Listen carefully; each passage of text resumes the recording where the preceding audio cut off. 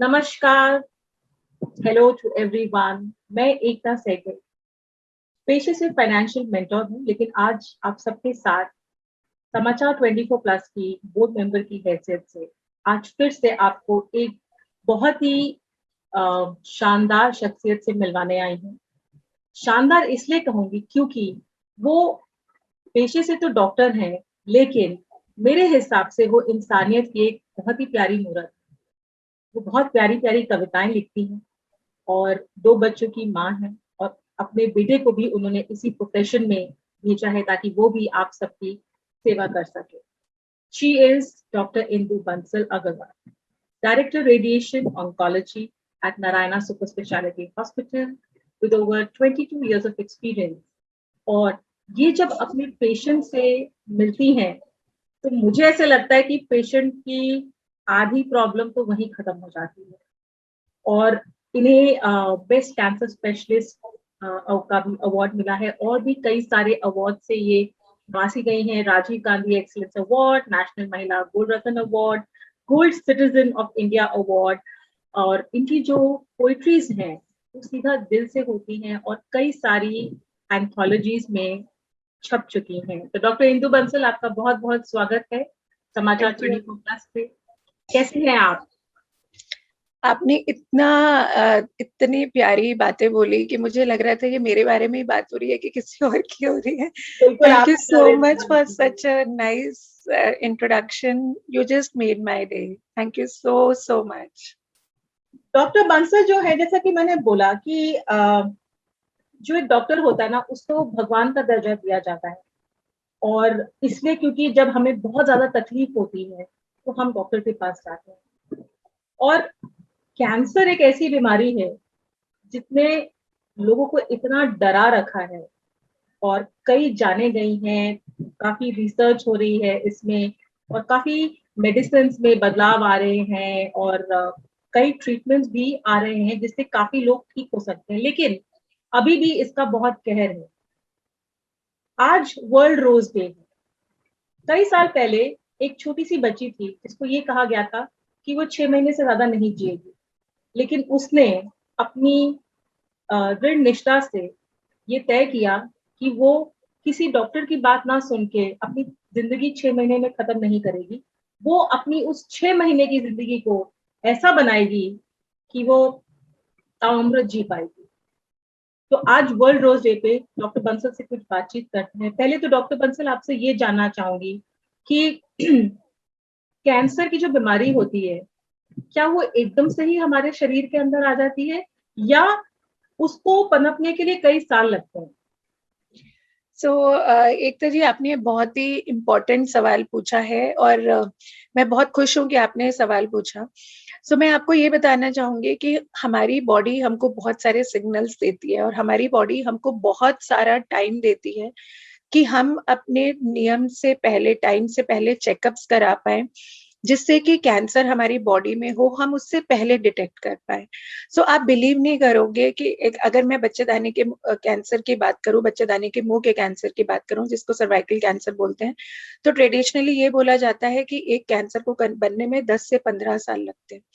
और हमें as specific कुछ ऐसे टेस्ट होते हैं जिसके थ्रू हम प्री कैंसर होने से पहले, मतलब स्टेज 0 में, stage 1 is the first stage of cancer, stage 0 में हम कैंसर्स को डिटेक्ट कर सकते हैं। बट प्रॉब्लम ये है कि हम लोग अपनी बॉडी को बहुत, we take it for granted. हमें लगता है कि इसको कुछ नहीं होगा, या बीमारी, जो कोई भी बीमारी है वो पड़ोसी को हो सकती है, मुझे नहीं हो सकती, और हम अपने रेगुलर चेकअप्स के लिए नहीं जाते।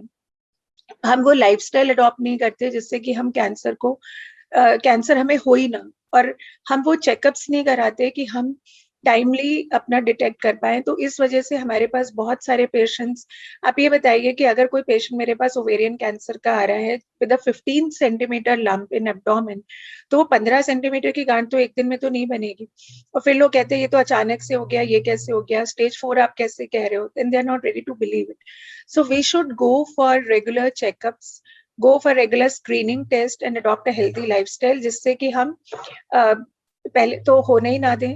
70% cancers are preventable, तो हम उनको होने ही ना दें, और अगर भगवान ना करे हमें हो गया है तो हम उसको स्टेज 0 में ही पकड़ पाए। बिल्कुल सही कहा। तो दर्शकों, कैंसर को बहुत जल्द और शुरुआती तौर पे ही पकड़ा जा सकता है, प्रोवाइडेड हम सब अपना रेगुलर इलाज कराएं।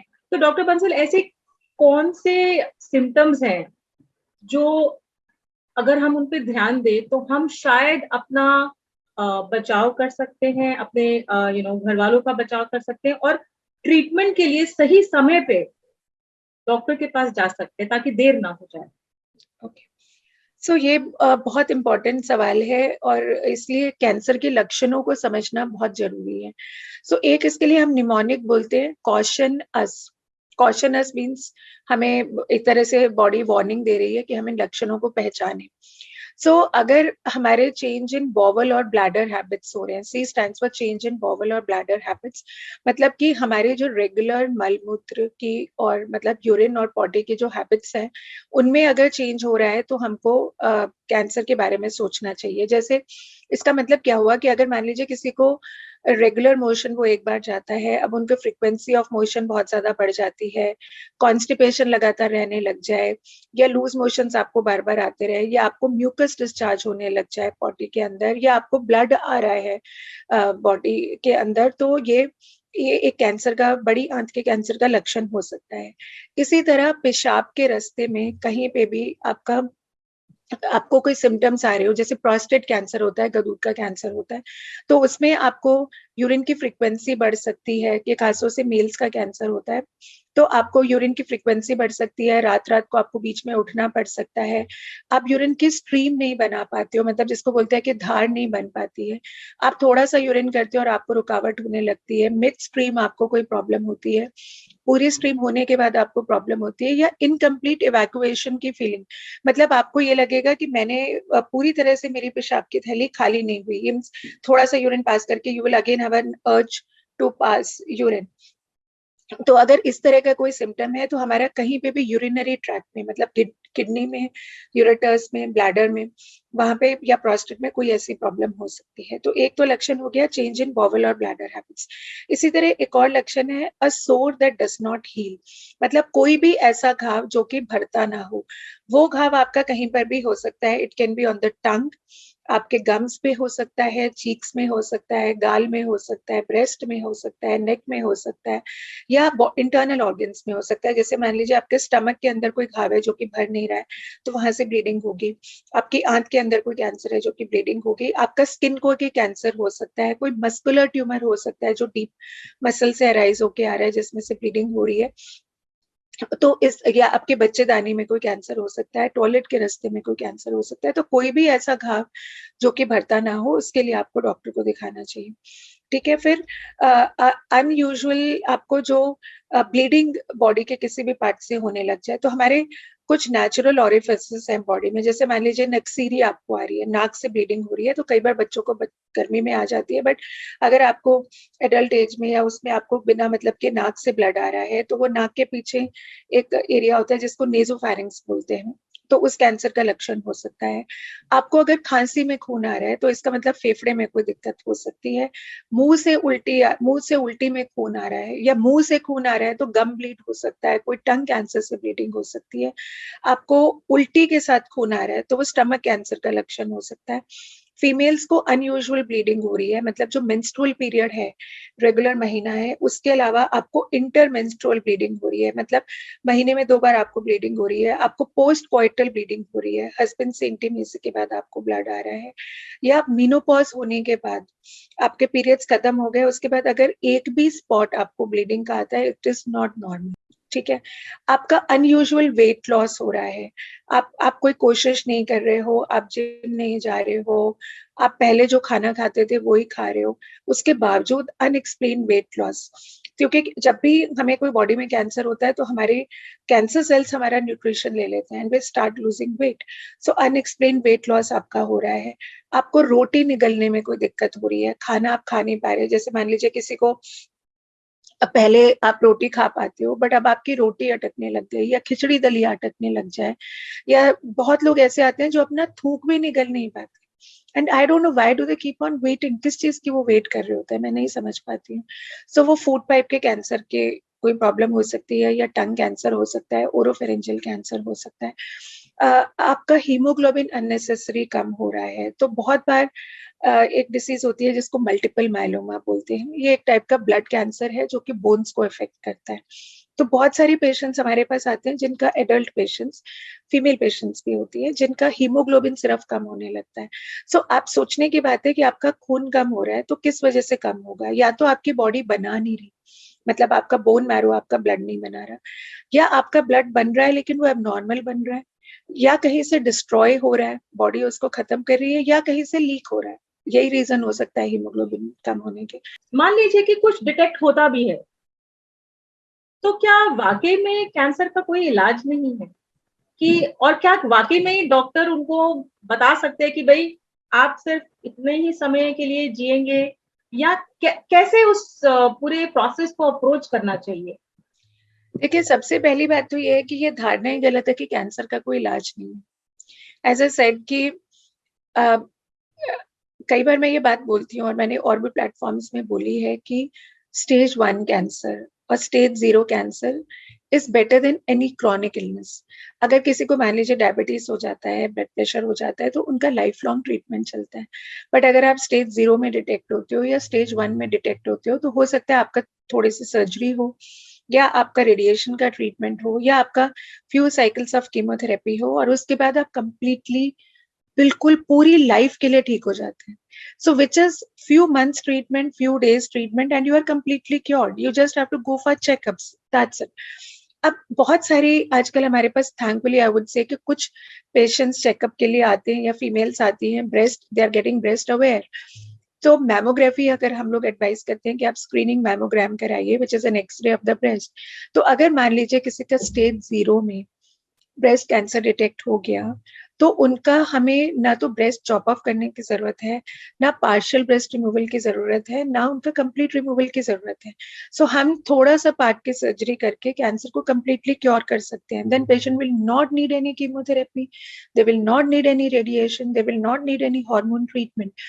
सो जो लोग ये डरते हैं कि कैंसर अगर निकल गया तो उनको मैं खासतौर से ये चीज बताना चाहूंगी कि आप आंखें बंद करके बैठे रहेंगे तो वो कबूतर और बिल्ली वाली कहानी हो जाएगी। बिल्ली फिर भी आपको खा सकती है, ठीक है?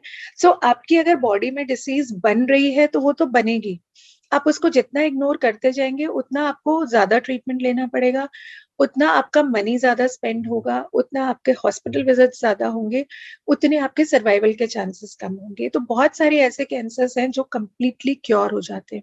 Stage 1 vocal cord cancer is an example. बहुत सारे लिम्फोमास होते हैं जो एक टाइप के ब्लड कैंसर होते हैं विच आर कंप्लीटली क्योरेबल।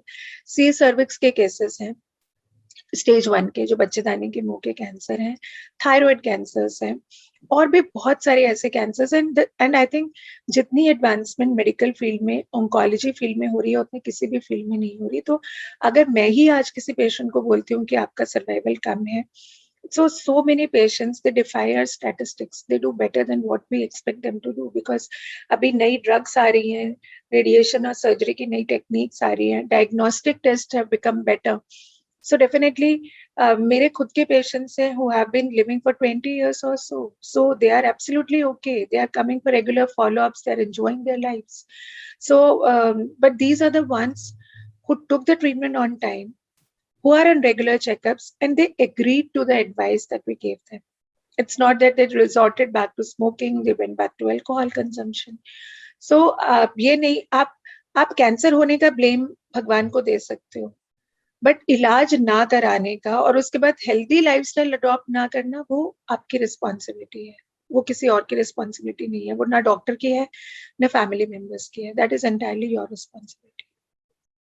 जी बिल्कुल, भगवान को ब्लेम करने से बेटर है कि अपना प्रिवेंटिव टेस्टिंग कराइए। और आपने एक बात कही डायग्नोस्टिक टेस्ट की, तो जरूरी है कि ऑनसेट ऑफ द सिम्टम पे ही डायग्नोस्टिक टेस्ट किया जा सकता है, या जैसे हम रेगुलर प्रिवेंटिव हेल्थ चेकअप करते हैं हार्ट के लिए या बाकी बॉडी पार्ट्स के लिए, तो क्या कैंसर के लिए भी ऐसे कोई टेस्ट हैं जो लोग करवा सकते हैं? Oh, definitely, definitely. That's a very, very important question. As I said, कि cancer takes many years to develop. Okay, तो हम लोग स्क्रीनिंग का मतलब आप समझिए, स्क्रीनिंग का मतलब है to detect cancer before it is causing any symptoms. Problem ये है कि हम लोगों को वो ये है कि पूंछ में आग लग गई तब उसको बुझाना है, ठीक है, बट ऐसे नहीं होता। सो आप सिम्टम्स की वेट करेंगे या सिम्टम्स जब आएंगे तब तक तो बीमारी बढ़ चुकी होगी। सो स्क्रीनिंग चेकअप्स, अब मैं आपको इन स्क्रीनिंग चेकअप्स के बारे में बात बताती हूँ। So there are screening age appropriate screening checkups. It's not that one diagnostic test will fit every age group. Like if I tell that any female who is above 20 years of age should do a monthly self breast examination, तो अगर वो 20 साल की उम्र से हर महीने अपना खुद चेकअप करेगी तो वो जो ब्रेस्ट लंप को डिटेक्ट कर पाएगी, that might be a P size lump. But अगर आप डॉक्टर कभी भी नहीं जाओगे और आप खुद भी चेक नहीं करोगे, then maybe you get detected with a lemon sized lump, which would be definitely be different. Okay, so starting from 20 years of age, every female should do a monthly self breast examination. Okay, between 20 to 40, मतलब 30 to 40 years of age, 3 साल में एक बार आप doctor से अपना checkup करा लें, साल में एक बार, which is not a very major thing to do. और 40-45 की एज तक आप 3 साल में एक बार अपना चेकअप कराएं। 45 की एज में आप बेसलाइन अपना एक मैमोग्राम कराएं, which is an X ray of the breast. और 50 इयर्स के बाद yearly every female should get a mammogram. तो जितनी भी ऑडियंस यहाँ पर है जो सुन रही है, and if they have not got their breast examination done and they're above 50 years of age, please book a mammogram tomorrow. Okay, so और अगर किसी की फैमिली में किसी को ब्रेस्ट कैंसर हुआ है तो जिस एज में उनको हुआ है उससे कम से कम 5 साल पहले अपने चेकअप्स कराइए। मतलब अगर किसी को 40 इयर्स में, मान लीजिए आपकी मौसी को 40 इयर्स में हुआ, तो आपको 35 इयर्स के एज ग्रुप में अपना चेकअप शुरू कर देना चाहिए, ठीक है। So now coming to cervical cancer, which is बच्चेदानी के मुंह का cancer. So I say this is one of the most easily detectable, preventable and treatable cancer. In spite of that, 70% females come to us in stage 3, stage 4. And now we have a cervical cancer vaccine also. Even then people don't get it administered. So आप उसके लिए एक बहुत simple test होता है जिसको Pap smear बोला जाता है। तो पैप्समियर एक सिंपल टेस्ट होता है जिसमें एक चम्मच टाइप का, चम्मच भी नहीं मैं बोलूंगी, आइसक्रीम स्टिक, जैसे एक आइसक्रीम स्टिक होती है उस टाइप का एक वुडन स्पैचुला होता है, ठीक है। उस वुडन स्पैचुला को आपके वेजाइना के अंदर, जैसे आप हम गायनी एग्जामिनेशन करते हैं उस तरह से करके, और पीरियड्स के अराउंड 10th डे ये टेस्ट करना चाहिए, not immediately after your periods और just before your periods.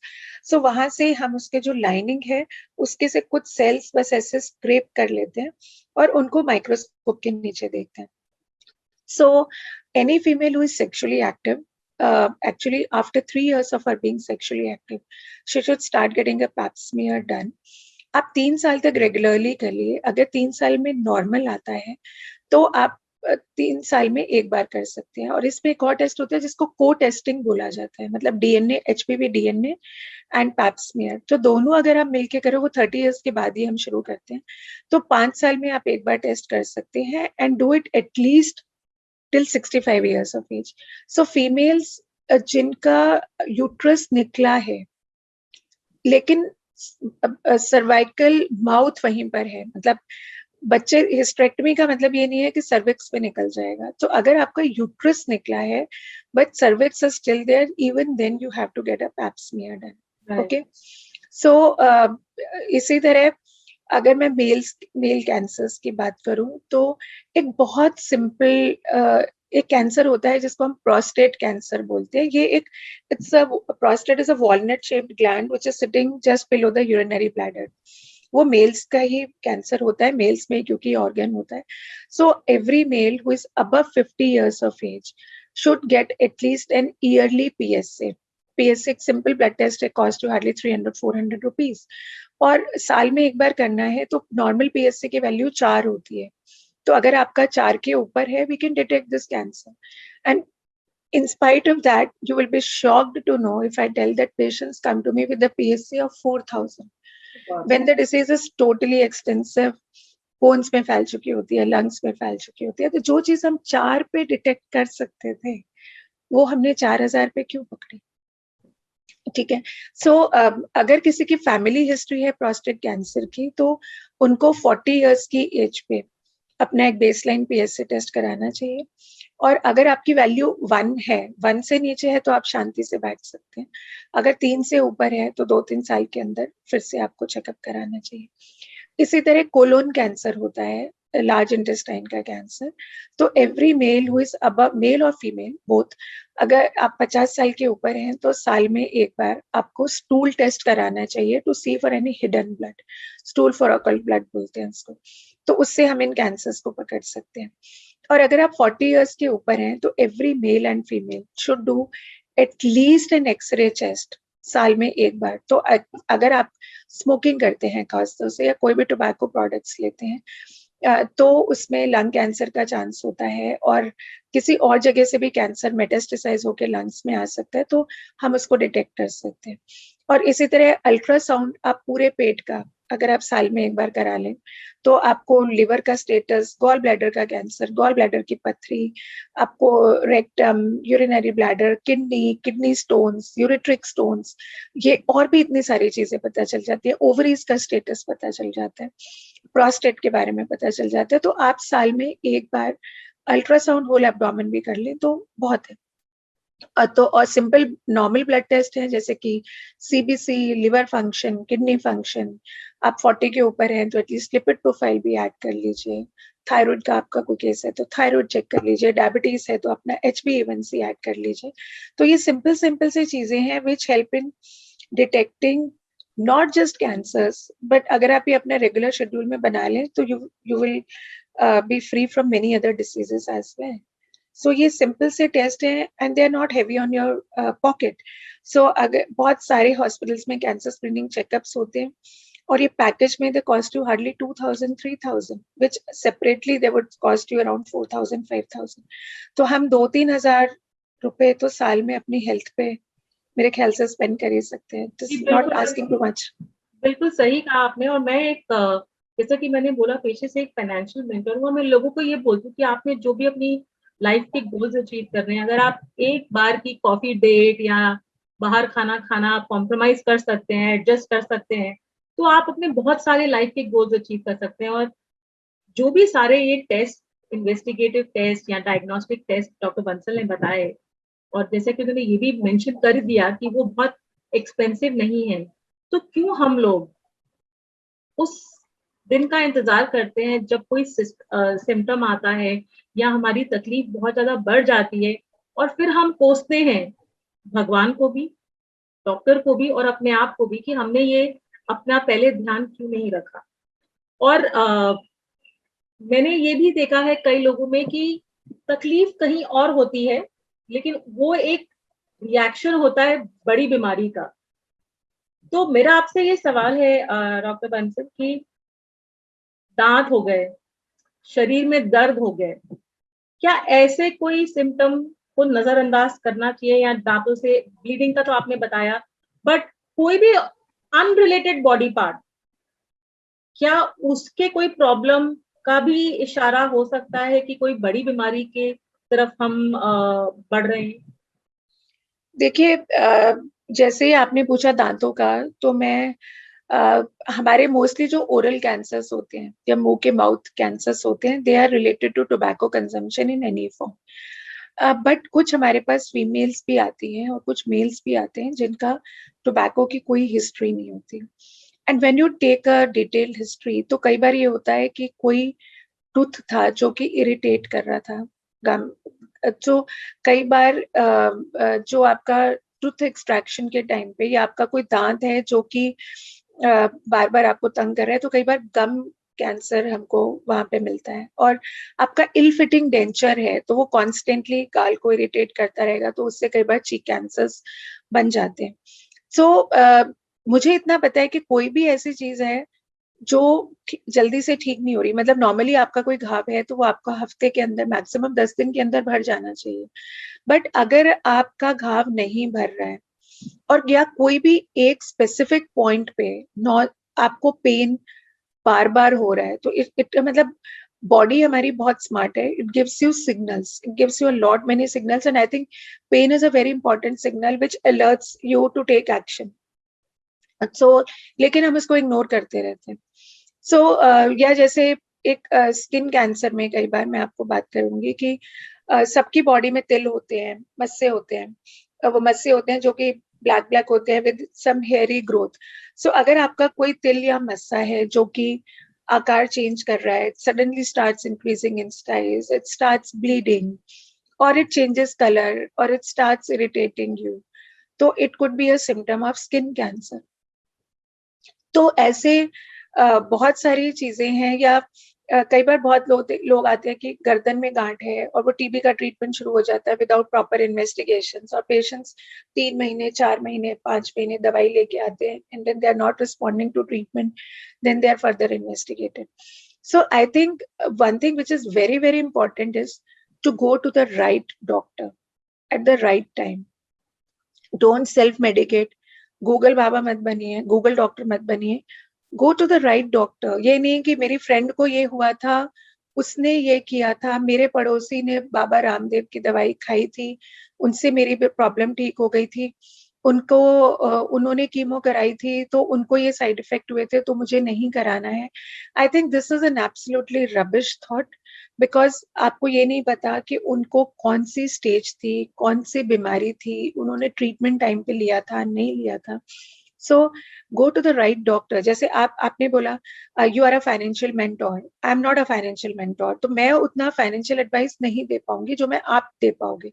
But एक चीज जो फाइनेंशियल मेंटरशिप के ऊपर बात है, तो मैं एक चीज और बोलना चाहूंगी कि लोग ये रहते हैं कि टेस्ट कराने पड़ेंगे, it will cost you a lot of bucks. So let me tell you कि जितनी जल्दी डिसीज डायग्नोस होगी उतना पैसा आपका कम लगेगा, उतनी लाइफ आपकी ज्यादा बढ़ेगी, उतना ट्रीटमेंट कम होगा, उतनी साइड इफेक्ट्स ऑफ ट्रीटमेंट कम होंगे, उतना मेंटल पेन कम होगा. सो अगर आप पैसा बचाना चाहते हैं, then go for screening checkups. Absolutely right. तो डॉक्टर बंसल, मान लीजिए पेशेंट कोई तकलीफ आती है, डायग्नोस हो गया, सब हो गया, अब यहाँ पे कुछ ऐसे नॉन मेडिकल एस्पेक्ट्स भी आते हैं जिससे पेशेंट अपनी लाइफ को इनहैंस कर सकते हैं अपने केयर टेकर की हेल्प से. तो उनके लिए आप क्या कहना चाहेंगे कि what are the other non medical aspects which can actually help you fight this disease? Okay, this is a very, very interesting and a very important question. And I think it's a very, very important part of healing of any patient. So, एक तो चीज non medical part में एक तो ये चीज आती है कि identify the triggers which caused it in the first place. Like triggers में I would say smoking. So you know that a lot of cancers are caused due to smoking. ठीक है?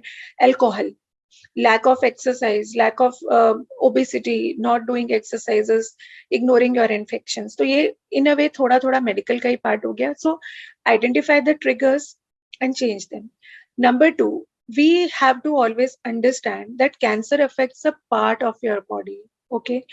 अब कई बार क्या होता है कि पेशेंट को एक ब्रेस्ट लंप हुआ, से 1 सेंटीमीटर लंप, हम उसको इतना बड़ा बना देते हैं कि ब्रेस्ट कैंसर हो गया. एंड खासतौर से बच्चों को मैं देखती हूँ जब उनके पेरेंट्स को कुछ होता है, बच्चे मीन्स एडल्ट, जैसे मान लीजिए कोई 70 ईयर ओल्ड आते हैं मेरे पास, तो जैसे उनका कोई डायग्नोसिस होता है तो सारी चीजें उनसे छुप के की जाती हैं या उनको कुछ बताया नहीं जाता, उनसे घर में चीजें डिस्कस नहीं होती, जैसे उनकी डिसीजन मेकिंग कैपेबिलिटी खत्म नहीं हुई है. So what I want to say is that in spite of the diagnosis, lead a normal life, stay the way you are, try to do as many things as you were doing before. मरीज को मरीज मत बनाइए, उसको जबरदस्ती बिस्तर पे मत बिठाइए कि नहीं आप काम नहीं करोगे, आप किचन में नहीं जाओगे, आप खाना नहीं बनाओगे, आप कपड़ों की तह नहीं लगाओगे, आप ये नहीं करोगे. So let them lead a very, very normal life. Number 2, जो एक बहुत important चीज है कि asking for help is not wrong. खासतौर से फीमेल्स को, अगर फीमेल पेशेंट को कैंसर होता है तो they still want to do everything. They want to still be the leader of the house. तो आप करिए, आपकी एनर्जी है, आप जरूर करिए, but there is no harm in taking rest off and on. Number 3, still keep in touch with people who matter for you. Still keep on doing the activities that matter for you. So if you were painting, keep on painting. If you sing again. If you paint, तो आप आपकी जो hobbies हैं उनको खत्म मत करिए. You can still do all the these things that you want to do. आप अपना you can still enjoy a morning sunshine, you can still enjoy a cup of tea with your spouse. So वो छोटी छोटी चीजें हैं, जो छोटी छोटी खुशियां जिनको हम बोलते हैं, वो एक्चुअली में बड़ी खुशियां होती हैं. So you can, in spite of the cancer diagnosis, you can do that and you can still help others. आप और पेशेंट्स की हेल्प कर सकते हो. You can still achieve what you want in life. Or there is no harm in being spiritual. बहुत लोग meditation, they resort to meditation. Many people go for music therapy. Many people go for Reiki. So they join support groups. So I think all these are other non-medical things. And keep on doing your physiotherapy. That's a very, very important aspect. Keep on doing yoga. So these also help in recovery of your things. So क्योंकि अगर आप stressful रहेंगे, तो आप decision making भी proper नहीं कर पाएंगे. अपना जो आपको ट्रीटमेंट के लिए डिसीजन लेना है, वो भी आप मेंटल पीस से नहीं ले पाओगे. So it's important to be stress free, although it's very easier to say कि कैंसर के साथ आप स्ट्रेस फ्री हो जाओ, but you really have to make an effort for that. बिल्कुल. मेरे ख्याल से जो बीमारी है, ये जो आधी से ज्यादा इसकी जो जंग है वो यहाँ से जीती जाती है और यहाँ से जीती जाती है, और बाकी का जो सपोर्ट मिलता है वो डॉक्टर से मिलता है, आपके केयर टेकर से मिलता है. आप किस तरीके की डाइट रखते हैं, कैसे मेडिसिन है, और सही डायग्नोस होना बहुत जरूरी है. तो किसी भी एक कैंसर पेशेंट की जो लाइफ है, उसके कुछ इम्पोर्टेंट पिलर्स हैं जो मैं समझती हूँ. डॉक्टर है, आप खुद हैं, आपके केयर टेकर हैं, और आपके आसपास का माहौल है. जितना पॉजिटिव आपका एनवायरनमेंट होगा, उतना आप जल्दी बेटर फील करेंगे. मानती हूँ कि कहना बहुत आसान है, पर करना बहुत मुश्किल है. कि जब घर में कोई बीमारी आती है, वो भी ऐसी खतरनाक बीमारी जिसका कि नाम भी लेते हुए लोग कतराते हैं, डरते हैं, खौफ है. लेकिन अगर कोई आपत्ति आई है, तो उससे तो हमें जूझना ही है. तो कोई भी और आपत्ति आती है तो हम उससे भी जूझते हैं. तो क्यों ना इस आपत्ति को भी हम कहें कि भाई आइए, हम आपका ध्यान रखेंगे और आपको अच्छे से आपकी खातिरदारी करके, दवाई पोषण सब करके आपको वापस भेजेंगे, और हम एक सबके लिए मिसाल बनेंगे. जैसे कि वो छोटी सी बच्ची, 12 साल की बच्ची एक मिसाल बनी कि जिसने अपनी जिंदगी इस तरीके से जी कि आज भी इतने वर्षों बाद लोग उसको याद करते हैं, और उसकी उस कोशिश के लिए वर्ल्ड रोज डे विश्व भर में कई तरीके से मनाया जाता है, और कैंसर की अवेयरनेस क्रिएट की जाती है. एक होप दी जाती है कि कैंसर जो है वो क्योरेबल है, जैसा कि डॉक्टर बंसल ने भी कहा. शुरू में मैंने आप सबको ये बताया था कि जो डॉक्टर बंसल है ना, वो एक इंसानियत की भी मूरत है, और डॉक्टर तो वो है ही है बहुत अच्छी, उन्होंने बताया. और जब वो अपने पेशेंट से मिलती हैं, तो उससे भी वो काफी कई बार भावुक भी होती है तो वो इंसान ही. माना कि सब पेशेंट्स डॉक्टर्स को भगवान का दर्जा देते हैं, लेकिन जो डॉक्टर होता है वो भी इंसान होता है, उनके भी इमोशंस होते हैं, उनके भी भाव होते हैं. और डॉक्टर बंसल बहुत खूबी से अपने भाव को शब्दों के का रूप देख के सबके सामने रखती हैं. तो डॉक्टर बंसल, मैं चाहूंगी कि आप अपनी कोई स्वरचित कविता हमें सुनाएं. और मैं ये बात इसलिए जानती हूँ कि डॉक्टर बंसल सिर्फ एक डॉक्टर ही नहीं, एक बहुत अच्छी इंसान भी हैं, और मेरी बहुत अच्छी दोस्त भी हैं. मैं इनको पिछले 2-2.5 साल से जानती हूँ, और मैंने इनकी कई कविताएं पढ़ी हैं, और उनकी कविताओं में झलकता है कि जो उनके पेशेंट का दर्द है वो समझती हैं उसको, और शायद तभी वो बहुत सक्सेसफुली कई पेशेंट्स का इलाज कर पाई हैं. और आज कई पेशेंट्स हैं उनके विश्व भर में जो उनको खूब सारी दुआएं देते हैं. तो डॉक्टर बंसल, एक कविता तो पढ़नी ही पड़ेगी आपको. आप इतना, मतलब you really touched my heart. And मैं आप लोगों को बता दूं कि मुझसे ज्यादा अच्छी कविताएं एकता जी लिखती हैं, and they're so inspiring. I get a lot of inspiration from her, and she does a lot of other things जो मैं बता भी नहीं सकती. I mean, and she has maybe 100 awards, and they are still counting is still on. So उसके बारे में भी हम किसी दिन बात करेंगे एकता जी से. So I will share a poetry. Basically मेरी poetry का शीर्षक है मेरा नमन है तुम्हें. So basically ये poetry मैंने लिखी थी. This is in a way my tribute to the caregivers of a patient, because हम बहुत बार ओपीडी में देखते हैं कि जो केयर गिवर होता है उसकी व्यथा को कोई नहीं समझ पाता, ना डॉक्टर ना पेशेंट। बहुत बार पेशेंट बहुत बुरी तरह अपने केयर गिवर्स को डांटते हैं, और केयर गिवर बेचारे फिर भी कि कोई बात नहीं, ये मरीज हैं, and they keep on doing their things, और रिश्तेदार भी उनको कुछ कुछ सुना जाते हैं। तो उन्हीं की व्यथा को महसूस किया था, तो उसको कुछ शब्दों में लिखा था मैंने, वो पेश करती हूँ। मेरा नमन है तुम्हें, मेरा नमन है तुम्हें, मरीज के दुख में खुद भी दर्द में गोते लगाते रहते हो तुम। आंखों में नमी और दिल में बेइंतहा पीड़ा छुपाते हो तुम। खामोशी की तह में कैसे इतनी उलझने छुपा लेते हो तुम। क्या खाया, क्या कब सोए, इसका भी ना कोई हिसाब रख पाते हो तुम। कितनी रातें बिन सोए अधखुली पलकों में गुजारते हो तुम। खर्चों की रसीदों को बताओ ना, कहाँ बटुए में छुपा के रखते हो तुम। ऑफिस से छुट्टी मांगते हुए बॉस की जिल्लत कैसे सह पाते हो तुम। क्या कभी किसी से अपना भी दुख बांट पाते हो तुम। वक्त के धागों से नाजुक रिश्तों की तुरपाई करते रहते हो तुम। वक्त के धागों से नाजुक रिश्तों की तुरपाई करते रहते हो तुम। सुरमई शाम और उगते सूरज की लालिमा अस्पताल से ही देखते रहते हो तुम।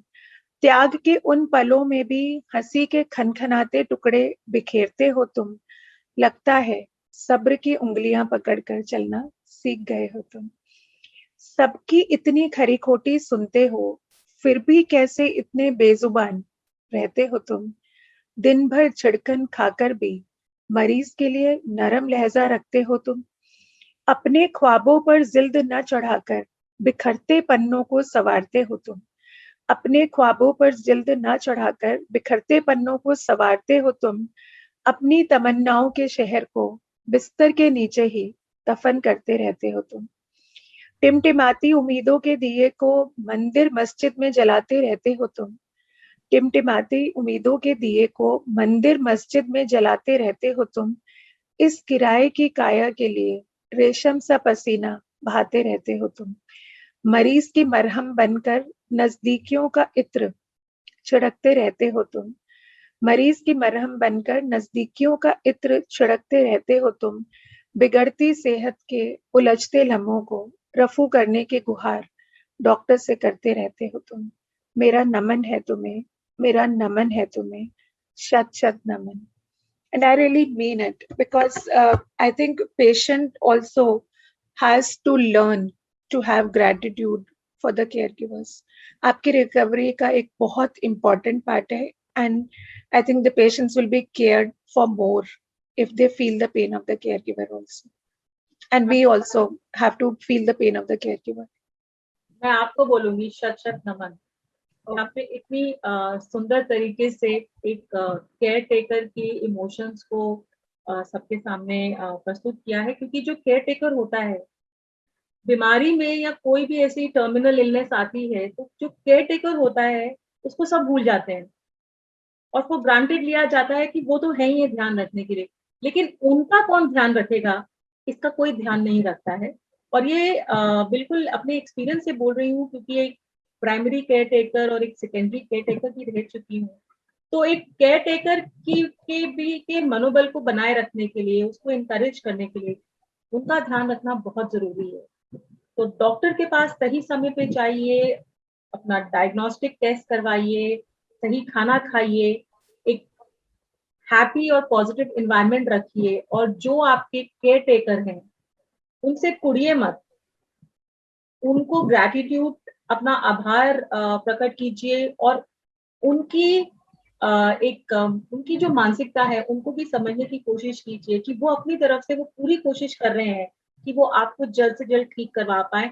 और जैसा कि डॉक्टर बंसल ने एक बात, बहुत अहम बात बोली थी कि कई बार जो पेशेंट होते हैं उन्हें हम बताते ही नहीं है कि उनकी तकलीफ क्या है, क्योंकि हमें ये लगता है कि अगर हम उन्हें नहीं बताएंगे तो हम उनको प्रोटेक्ट कर रहे हैं। लेकिन जब उन्हें कहीं और से ये पता चलता है कि जो उनकी बीमारी है वो इतनी सीवियर है, और वो शब्द जो है कैंसर का शब्द सुनते ही लोग घबरा जाते हैं, उसको आपको बताना जरूरी है। चाहे आप धीरे धीरे उसकी इंफॉर्मेशन आप पेशेंट को दें, लेकिन उन्हें जरूर बताइए और उन्हें मजबूत बनाइए अपने प्यार से, अपने सपोर्ट से। और उस समय पे एकजुट रहिए। एंड एक चीज मैं आज बोलना चाहूंगी कि कोई भी बीमारी हो, शारीरिक या मानसिक, उसे छुपाइए नहीं दुनिया से, क्योंकि वो जो सपोर्ट है वो वहीं से आएगा। कोई शायद आपको गाइड कर सकता है। और अब बीमारी आई है, आपत्ति आई है, तो उसका इलाज तो करवाना ही है।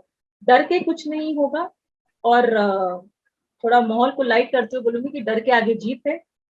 और जीत हम तभी सकते हैं जब हम बिल्कुल स्ट्रांग होंगे और इस कैंसर जैसी बीमारी को बोलेंगे बाय बाय। और जैसा कि डॉक्टर बंसल ने बोला कि बहुत रिसर्च हो रही है, बहुत लोग अपने इलाज के लिए भी अपने आप को रिसर्च के लिए देते हैं। हमें वैसा बनना है कि कोई भी आपत्ति आए, हम सामने उसके सामने चट्टान बन के खड़े होंगे और उसको भगा देंगे। तो बहुत बहुत धन्यवाद डॉक्टर बंसल हमारे से बात करने के लिए। आप सब समाचार 24+ पे डॉक्टर इंदु बंसल से रूबरू हुए, उनके विचार समझे, उन्होंने हमें काफी गाइडेंस दी है कि कैसे हम अपना प्रिवेंटिव टेस्ट करवा सकते हैं, इलाज करवा सकते हैं। और बहुत ही अहम बात उन्होंने कही कि कैंसर का इलाज है, हमें डरना नहीं है। और हमेशा स्माइल करिए और खुश रहिए जैसे कि डॉक्टर बंसल कर रही है। तो thank you so much doctor Bansal, पूरी समाचार 24+ की टीम की तरफ से बहुत बहुत धन्यवाद हमारे साथ बातचीत करने के लिए। बहुत जल्द एक और शख्सियत से हम बातचीत करेंगे। तब तक अपना ध्यान रखिए और मास्क पहनना मत भूलिए, क्योंकि जो एक बहुत बड़ी बला चल रही है हमारे आसपास, वो भी गई नहीं है और हमें उसे भी भगाना है।